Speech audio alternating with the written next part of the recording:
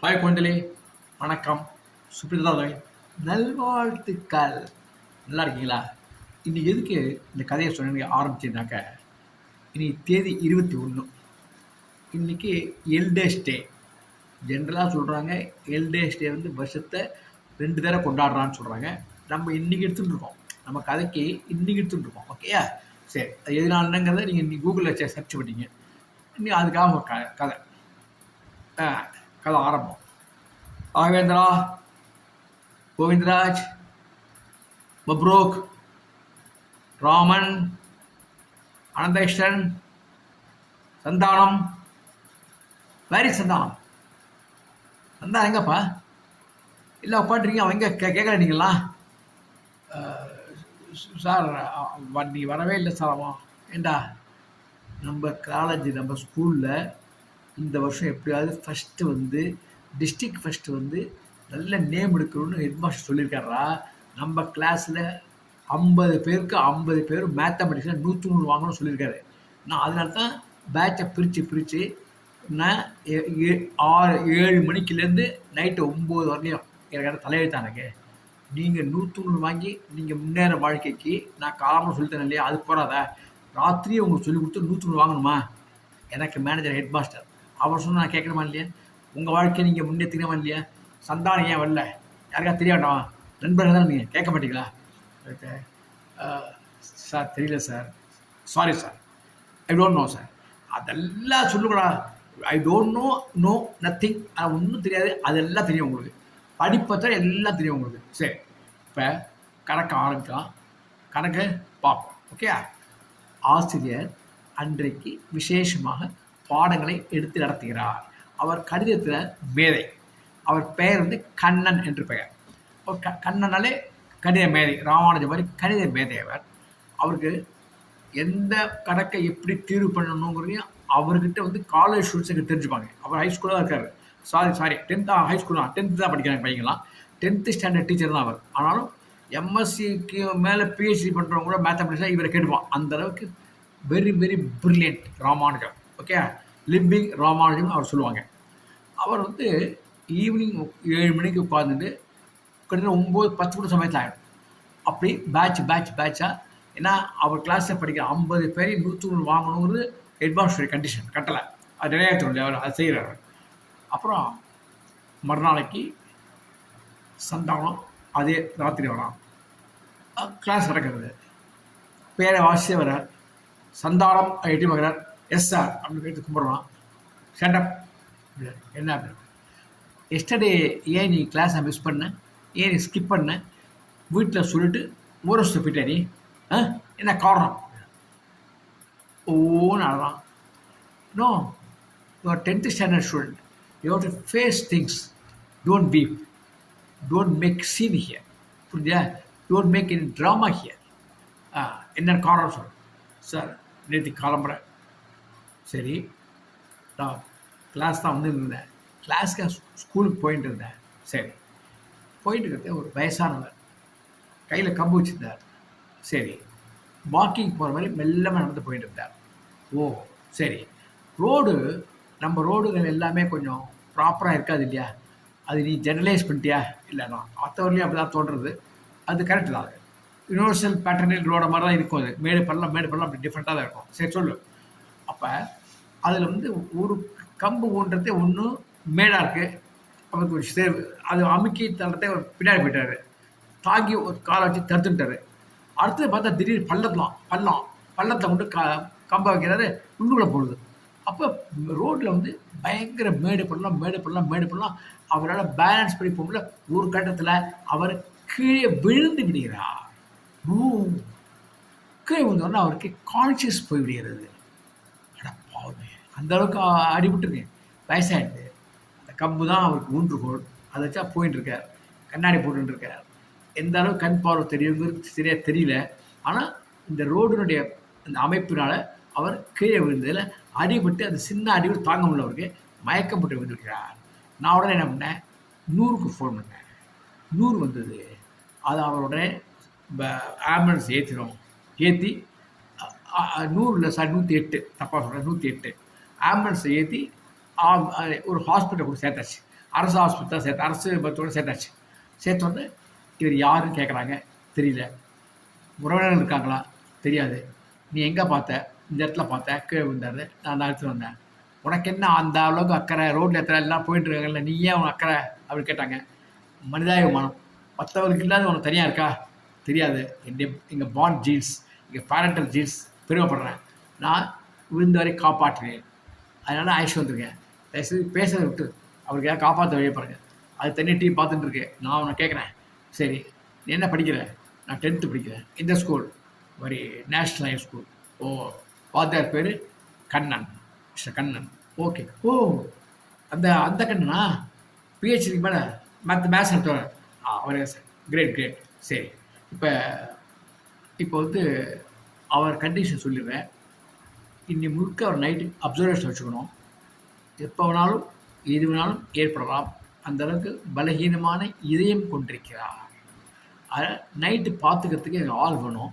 இன்னும் சின்ன பையனாக இருக்க, உன்னை வச்சுட்டு நான் பார்த்துக்க முடியுமான்னு தெரியல எனக்கு. வேறு உறவுகளும் தெரியாது, வேறு நட்பும் தெரியாது, இவரை பற்றி எந்த விஷயமும் உனக்கு தெரியாதுன்னு சொல்கிறேன். ஆமாம் சார். அப்போ யார் பார்த்துப்பா? இங்கே ஆஃபீஸில் காலேஜில் ஸ்டாஃபெல்லாம் பஞ்சம், நர்சஸ்லாம் ரொம்ப கம்மியாக தான் இருக்காங்க. நைட் ஷிஃப்டாக கொஞ்சம் ரொம்ப கம்மியாக இருப்பாங்க. என்ன சொல்கிறேன்? நான் பார்த்துக்கிறேன் ஐயா.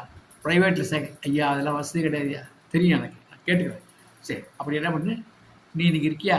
நான் இருக்கேன் சார் அப்படின்னு சொல்லிட்டு நைட்டு முழுக்க தாத்தா பக்கத்தே உட்காந்துட்டு அவருக்கு பணிவிடைகளை செஞ்சுட்டு அவருக்கு மூச்சு கான்ஷியஸ் வர வரைக்கும், அவருக்கு கொஞ்சம் தெம்பு வர வரைக்கும் உட்காந்துட்டு டிப்ஸ் மெல்லமாக தான் ஏற்றுறாங்க. ஏன்னா சிவரிங் வந்து ஜுரம் வந்துடும் அப்படின்றதாக ரொம்ப மெல்லமாக ஏற்றுறாங்க. அதுவே அவர் கை வீங்கி கை பல்ஜ் ஆகிடுது. இப்போ இன்னொரு கையில் போட்டாங்க. ரொம்ப ஓன்னு கத்திட்டாரு. அப்புறம் மறுநாளைக்கு மத்தியானம் தான் அவருக்கு அது முடிஞ்சுது. இப்போ கான்ஷியஸ் வந்தது. நான் எங்கே இருக்கேன்னு கேட்டார். விஷயத்த சொன்னேன். நீ யாருன்னு கேட்டார். என்ன? நான் என்ன பையன். உன் பேர் என்னன்னாரு. சந்தானம்னு சொன்னேன். சந்தானம் சந்தானம் சந்தானம் அப்படி அவர் கண்ணே தண்ணி வருது. என்ன காரணம்னு தெரியல. அப்புறம் சரி அப்படின்ட்டு எனக்கு இவர் எங்கே கொண்டு சேர்க்குறது, எங்கே கொண்டு வர்றதுன்னு தெரியல எனக்கு. ஐயா எனக்கு எதுவுமே எனக்கு ஞாபகத்தில் இல்லைப்பா, நீனே பார்த்துக்கோப்பா அப்படின்னு சொல்லிடுறாரு. அப்போ டாக்டர் சொல்கிறார், நான் ஒரு ஐடியா சொல்கிறேன் கேளு. நீ இவரை ஆம்புலன்ஸே எந்த இடத்துல விழுந்தாரோ அந்த இடத்துல கொண்டு விட்டுருவார். அதுதான் டெய்லி நடக்கிற பாதை இல்லையா? அப்போ ஒன்று இவருக்கே வழி தெரிய ஆரம்பிக்கும். அது இவர் யாராவது தேடி வந்தாலும் வருவாங்க. அக்கம் பக்கம் கூட யாராவது கேட்டு தெரிஞ்சுட்டு இருப்பாங்க. அப்படி புரிஞ்சுக்கலாம். சரி டாக்டர், ரொம்ப தேங்க்ஸ் டாக்டர் அப்படின்னு சொல்லிட்டு வந்து விடுகிறேன். வந்தோடனே அதே இடத்துக்கு ஆம்புலன்ஸ் வந்து எங்களை இறக்கி விடுறது. விழுந்த இடத்துலையே அங்கே ஒரு இடத்துல மரத்துக்கு அவருக்கு ஒரு சேர் பக்கத்து வீட்டில் வாங்கி உட்காந்து வச்சுட்டு நான் கீழே உட்காந்துட்டுருக்கேன். யாராவது தேடி வருவாங்களான்னு பார்க்குறேன். அப்போ தான் ஒரு அம்மா தேடி வந்து அப்பா அப்பா அப்பா எங்கப்பா எங்கப்பா எங்கப்பா அப்படின்னு வராங்க. வந்தோடனே அப்போ தான் அவருக்கு கான்ஷியஸ் வருது. ருக்மணி ருக்மணி இது ஒரு கேட்டியம்மா, இது ஒரு கேட்டியம்மா அப்படின்னார். அப்போ அம்மா பேர் ருக்மணி, மகள் பேர் ருக்மணி, பெரியவர் இவர். சரி பார்த்துட்டு இவர் அப்படியே அப்பா என்னப்பா இந்த குழந்தை தான் என்ன கீழே பேசியிருந்தேன், கீழே விழுந்துட்டேன்னா. ஏன்னா ரோடு அவ்வளோ அழகாக போட்டிருக்காங்க. அது வந்து நான் விழுந்த விளைவுனால மெடிக்கலில் கொண்டு சேர்த்துருக்காரு. மருந்தெல்லாம் கொடுத்து என்ன ட்ரிப்ஸ்லாம் ஏற்றி இப்போ ஆம்புலன்ஸே கொண்டு அனுப்பிச்சிட்டாங்க. எனக்கு மனதி வந்து நான் எங்கே இருக்கேன், எங்கே யார் என்னென்னு புரியல எனக்கு. அப்போ டாக்டர் அட்வைஸ் பண்ணி இந்த பையன் தான் இங்கே கொண்டு இறக்கி விட்டான், யாராவது தேடிட்டு வருவாங்க அப்படிங்கிறதுக்காக நான் இங்கே வந்தால் எனக்கு ஒரு கால் கான்ஷியஸ் வந்து இடம் புரியும் அப்படி நான் அந்த எண்ணத்தை கொண்டு வந்து வச்சிட்டான். அதே மாதிரியும் தேடி வந்தேன். ரொம்ப ரொம்ப சந்தோஷம் அம்மா. இந்த பையன் இல்லைன்னா என் உயிர் பேருக்கும்மா. அனாதையாக இறந்துருப்பேன். நான் எதுக்குமா அனாதையாக இருக்கணும்? எனக்கும் ஒரு பேரன் இருக்காம்மா, நான் மறக்க மாட்டேம்மா. நீ பொண்ணு நீ இருக்க, பேராக இருக்கிறதே நான் அனாதையாக இருக்கடாமா. எனக்காவும் தீப்பந்தை ஏந்தி எனக்கு வர இறுதி காலத்துக்கு வரணுமாவும் அப்படின்ட்டு. அப்பா சொல்லாதுப்பா அப்படின்ட்டு தம்பி நீ வந்து அப்படிங்கிறாங்க. அவங்களுக்கு அவங்க பார்வை அந்த பையன் மேலே பார்க்குறதுக்கே ஒரு மாதிரியாக இருக்குது. அவனுக்கே பயமாக இருக்குது. அம்மா நீங்கள் என்ன உங்களுக்கு என்ன வேணுமா? நான் 10th படிக்கிறேம்மா, நேஷ்னல் ஹை ஸ்கூலில் படிக்கிறேம்மா, வாத்தியார் பேர் கண்ணன்னு பேருமா. உன் பேர் சந்தானம் சந்தானம் சந்தானம் அதை சொன்னால் அந்த பெரிய கல்யாண தண்ணி வந்தது. என்னன்னு தெரில. சந்தானம் தம்பி மாண்டா அம்மா நீங்கள் என்ன சொல்கிறீங்க? ஆமாண்டா, நீ என் மவன்டா, இவர் ஒரு தாத்தாடா, சொந்த தாத்தாடா. அம்மா என்னம்மா சொல்கிறீங்க? உங்கள் அப்பா இருக்கானே, உன்னை நான் பெற்று போட்டேன்டா, உனக்கு 1 வயசு தான் இருக்கும், எனக்கு ஒரு பெரிய வியாதி வந்துடுச்சு. டாக்டர்ஸ்லாம் கை விட்டாங்க. இந்த ஆள் என்ன பண்ணிட்டான், என்னை கொண்டு போய் எங்கள் அப்பா வீட்டில் விட்டான். குழந்தைய நான் பார்த்துக்கிறேன், உங்களால் பார்த்துக்க முடியாது, உங்களுக்கு வசதி கிடையாது, நான் என் பையனை நான் பார்த்துக்கிறேன், அவன் வசதியானவன் தான் அப்படின்னு சொன்னப்போ எங்கள் அப்பாவால் ஒன்றும் செய்ய முடியல.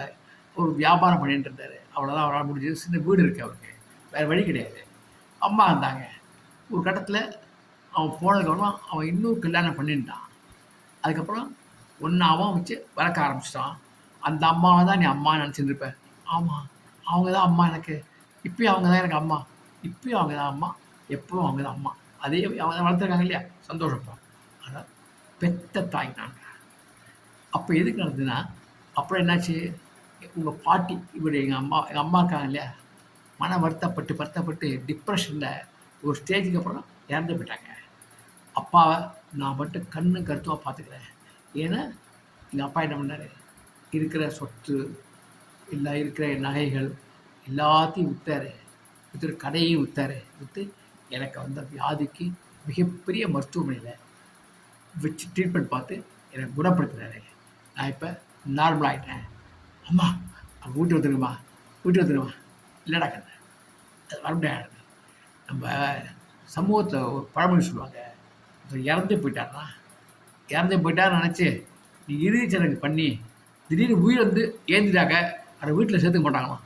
அந்த மாதிரி மூட நம்பிக்கை நம்ம இதில் உண்டு சமூகத்தில். நான் இப்போ வந்தேன்னா என் நிலைமை அதே மாதிரி தான். என்ன உங்கள் அம்மா மதிக்க மாட்டாங்க. அதாவது என்னை பொறுத்தவரைக்கும் உனக்கு சின்னம்மா, ஆனால் நீ அம்மான்னு தான் சொல்லுவேன். அவங்க என்னை மதிக்க மாட்டாங்க. உங்கள் அப்பா என்ன சீண்ட விட மாட்டான், வியாதி கண்ணு ஒதுக்கி வச்சோம், என்னை சீண்டவே மாட்டான்.